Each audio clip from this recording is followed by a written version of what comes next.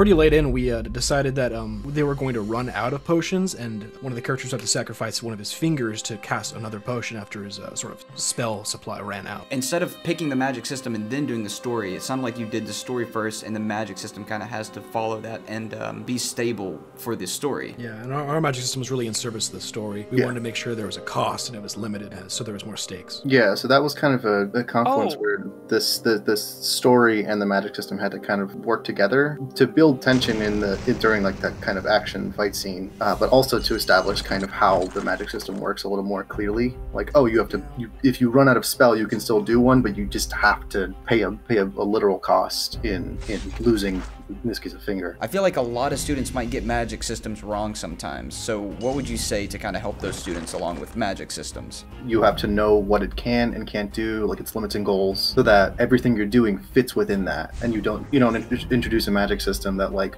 well, it's like wands and guns and cartridges, except for this one special spell that they can do all of the time without limit that you never introduced. Like, that doesn't make sense with the logic you've already established. That's where you're gonna run into like narrative confusion for people. It's like, well, what was that? I don't know what that is. Are there other things that can do that? I don't know. That's great. Everything in storytelling needs a cost, and you just straight up use that in the magic system too, which just makes the story slap a lot harder.